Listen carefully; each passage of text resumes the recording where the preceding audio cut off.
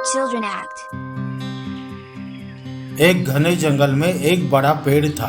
उस पेड़ पर एक तोता अपने परिवार के साथ रहता था। तोता अपने परिवार के साथ खुशी से जीवन व्यतीत करता था। ठंड का मौसम आ चुका था। इस बार जंगल में बहुत ठंड हो रही थी। ठंड के चलते सारे जानवर और पशु पक्षी अपने अपने रहने की जगह ढूंढकर उसमें रहने लगे थे ताकि वो ठंड से बच सके। तोता ने भी इस बार ठंड से बचने के लिए अच्छी तैयारी कर ली थी। लेकिन उस जंगल में बंदरों का एक ऐसा समूह था कि जिनका रहने का कोई ठिकाना नहीं था।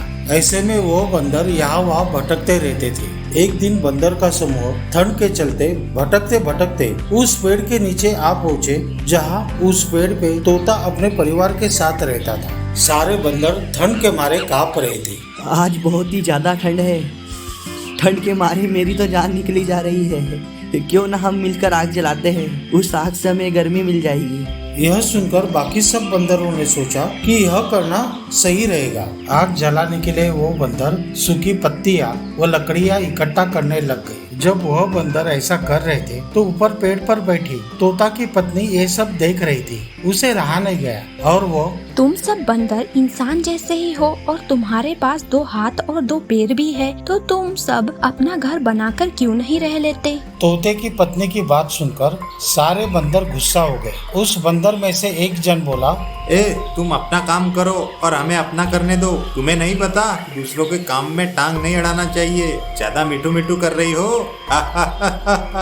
तुझे बोला था ना बीच में कुछ मत बोल, पड़ गई ना कलेजे में ठंडक। इसके बाद तोता की पत्नी चुप बैठी। इतने में वो सारे बंदर लकड़ियां और सूखे पत्ते इकट्ठा कर चुके थे। हमने लकड़ी और सूखी पत्तियां इकट्ठी तो कर ली है, लेकिन हम इससे आग जलाएंगे कैसे?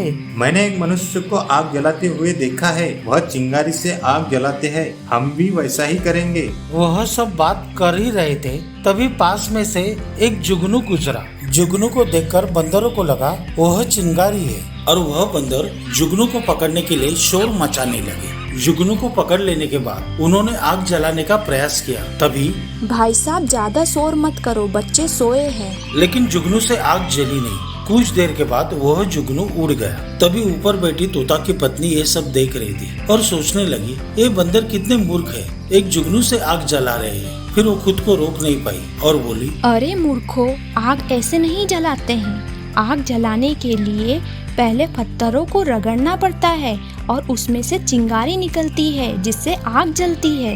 यह सब सुनकर सब बंदर गुस्सा हो गए। उसमें से एक बंदर ऊपर पेड़ पे चढ़ गया और सूखी पत्ती उसके घर में डाल दी, जिससे उनका घर खराब हो गया। अरे तुम बंदरों ने ये क्या कर दिया? बेचारा तोता और तोती बहुत उदास हो गए और वह सारे बंदर वहाँ से चले गए। अरे मुझे तो बहुत ठंड लग रही है। क्यों ना हम एक बार उस मिट्टू की बताई हुई बात से आग जलाकर देखें। और वह बंदर इस तरह आग जला लेते। यारो, हम लोगों ने बहुत गलत किया। पहले उसकी कही हुई बात नहीं सुनी और ऊपर से उनके घर का नुकसान भी कर दिया।